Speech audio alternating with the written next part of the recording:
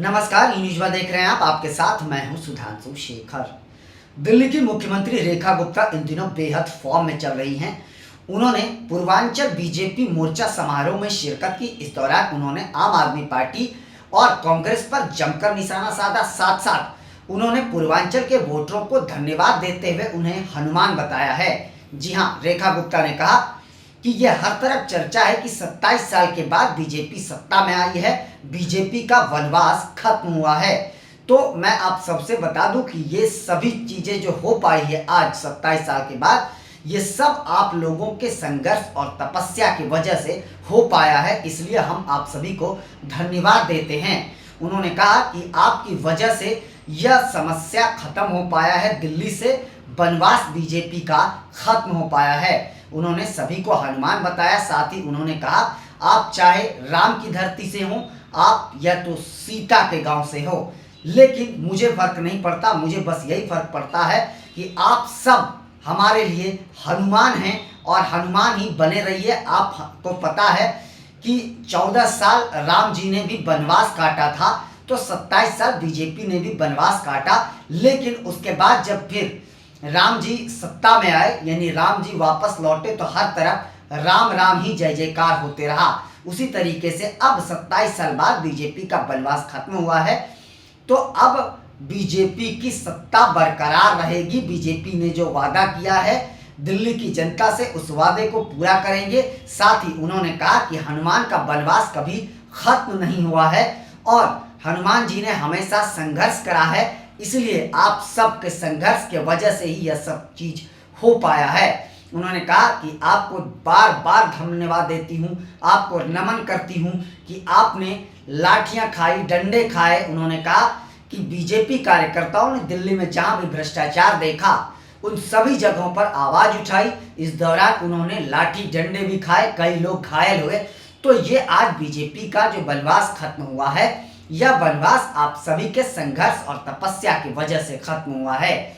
साथ साथ उन्होंने कहा कि पूर्वांचल के वोटरों से हमें बहुत प्यार है, पूर्वांचल से बहुत प्यार है, और इसलिए आप सबों ने पूर्वांचल के 4 लोगों को विधायक बनाया, उनमें से कुछ मंत्री भी बने हैं। उन्होंने कहा कि आप सब विधायक हैं, आप सब मंत्री हैं, आप सब मुख्यमंत्री हैं। यह कहकर उन्होंने बार बार पूर्वांचल के लोगों को धन्यवाद दिया। साथ ही उन्होंने कहा कि हमें पूर्वांचल के वोटरों की चिंता है। उन्होंने कहा कि जो वादे हमने करे हैं, उस वादे को हम जरूर पूरा करेंगे और इन वादों को ही पूरा करने के लिए पूर्वांचल के 2 विधायकों को मंत्री बनाया गया है। तो यह सब भी आप लोगों के लिए बहुत बड़ी खुशी की बात है। और ये 2 मंत्री भी जो बने हैं, ये भी आप लोगों के ही वजह से बने हैं। इसलिए हम मुख्यमंत्री नहीं हैं, हम लोग मंत्री नहीं हैं, हम विधायक नहीं हैं, सब कुछ आप ही हैं, क्योंकि सब आपके वजह से ही हो पाया है। यह सफलता आपके हाथों से ही संभव हो पाया है। उन्होंने कहा कि दिल्ली की जनता ने बीजेपी पर विश्वास जताया है, तो उन विश्वास पर हमें खरा उतरना है और जन जन की समस्याओं को हमें दूर करना है। साथ ही उन्होंने कहा कि प्रधानमंत्री नरेंद्र मोदी का जो सपना है, उन सपनों को हम लोग साकार करने के लिए आगे बढ़ेंगे। यह बीजेपी की जीत नहीं है, यह बीजेपी की प्रचंड जीत नहीं है, यह प्रधानमंत्री नरेंद्र मोदी के सुनहरे सपना को साकार करने का वक्त है। उन्होंने कहा कि दिल्ली को विकसित बनाने का जो संकल्प प्रधानमंत्री नरेंद्र मोदी ने लिया है, उस संकल्प को पूरा करने का वक्त है। इस दौरान उन्होंने बीजेपी प्रदेश अध्यक्ष वीरेंद्र सचदेवा की भी जमकर तारीफ करी। उन्होंने कहा कि वीरेंद्र सचदेवा ने दिल्ली के बीजेपी के एक-एक कार्यकर्ताओं को काम दिया और उन कार्यकर्ताओं को काम करने का मौका मिला और दिल से सभी ने काम किया, जिसके वजह से आज बीजेपी की प्रचंड जीत हुई है। मैं बताऊं कि रेखा गुप्ता ने यह भी कहा कि दिल्ली में समझ में नहीं आ रहा था कि किस तरीके से इन रावणों का अंत करा जाए। उन्होंने कहा कि दिल्ली के घर घर में रावण था और हर जगह लंका था। यह समझ में नहीं आ रहा था कि कहां से किस रावण का हाथ उखाड़ा जाए और कहां से लंका को जलाया जाए। लेकिन यह सब अगर हो पाया है तो आप सब हनुमान की वजह से ही संभव हो पाया है। उन्होंने कहा कि आप हम लोगों के ऐसे हनुमान हैं जिन्होंने रावण के लंके को एक झटके में दहन कर दिया। उन्होंने दिल्ली की जनता से बार बार ये वादा किया कि दिल्ली की जनता ने जो उम्मीद बीजेपी से जताई है उस उम्मीदों को हम पूरा करेंगे, एक एक वादों को हम पूरा करेंगे। साथ ही उन्होंने बार बार पूर्वांचल के वोटरों को धन्यवाद दिया। मैं आपको बताऊं कि इस बार विधानसभा चुनाव के दौरान पूर्वांचल के वोटरों पर सभी की निगाहें थी। सबसे पहले आम आदमी पार्टी और कांग्रेस ने पूर्वांचल के वोटरों पर निशाना साधा था, लेकिन पूर्वांचल के वोटर इस बार आम आदमी पार्टी से बेहद नाराज चल रहे थे, क्योंकि अरविंद केजरीवाल ने पूर्वांचल के वोटरों से वादा किया था कि हम यमुना के पानी को जल्द साफ कर देंगे और आप लोगों को छठ व्रत करने में समस्या नहीं होगी।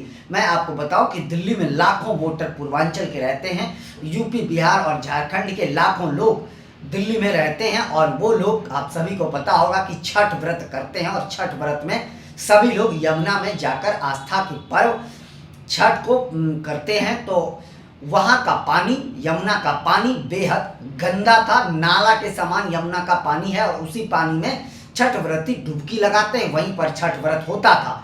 लेकिन अरविंद केजरीवाल ने वादा किया था कि हम यमुना के पानी को जल्द से जल्द साफ कर देंगे, लेकिन अरविंद केजरीवाल अपने वादों को पूरा करने में असफल रहे।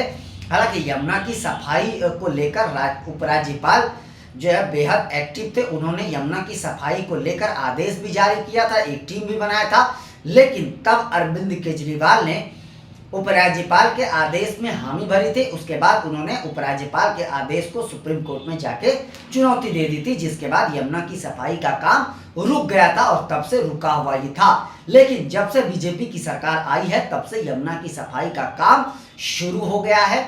यमुना की सफाई बड़े बड़े मशीनों से की जा रही है। मैं आपको बताऊं कि यमुना पर इस बार दिल्ली की राजनीति बेहद गर्म रही, खास करके चुनावी दौर में यमुना पर ही दिल्ली की राजनीति ज्यादातर टिकी रही।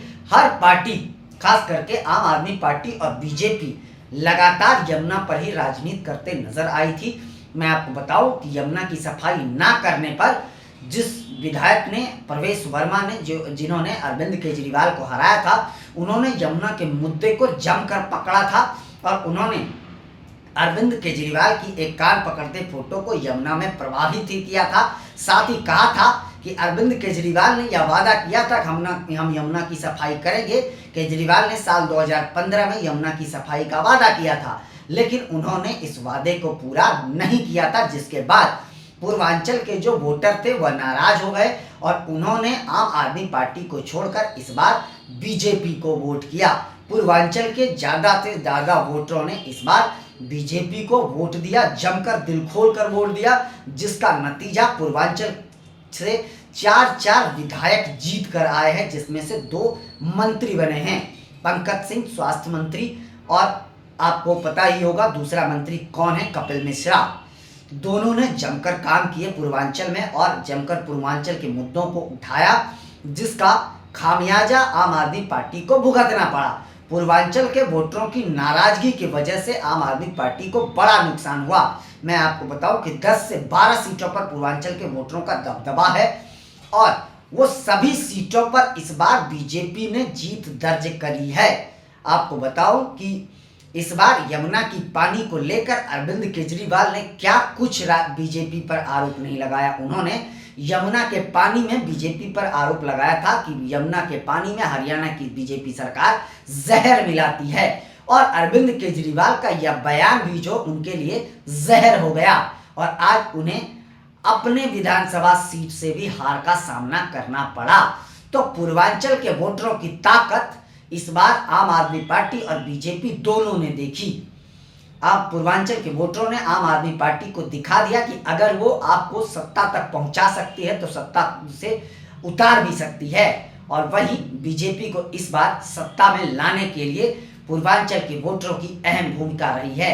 तो रेखा गुप्ता लगातार फॉर्म में चल रही हैं, वो लगातार आम आदमी पार्टी पर निशाना साधते हुए नजर आ रही हैं और जनता से बार बार यह कह रही हैं कि हम जो वादा आपसे किए हैं उन वादों को हम जरूर निभाएंगे। हम दिल्ली को विकसित दिल्ली बनाने की ओर काम कर रहे हैं और बहुत जल्द आपके सपनों को साकार कर दिया जाएगा। फिलहाल बस इतना ही, मुझे दीजिए इजाजत। हम अन्य खबरों के साथ आप लोगों के बीच आज 3:30 बजे लाइव आएंगे। उस लाइव में आप लोग भी जरूर जुड़िएगा, हम लोग मिलकर आपस में बातचीत करेंगे। फिलहाल आप लोगों से निवेदन है कि चैनल को आगे बढ़ाने के लिए लाइक, शेयर, सब्सक्राइब के साथ साथ कमेंट करना ना भूलें और आप लोग भी अपना बहुत ज़्यादा ख्याल रखें। तब तक के लिए मुझे दीजिए इजाज़त। आप सभी का शुक्रिया।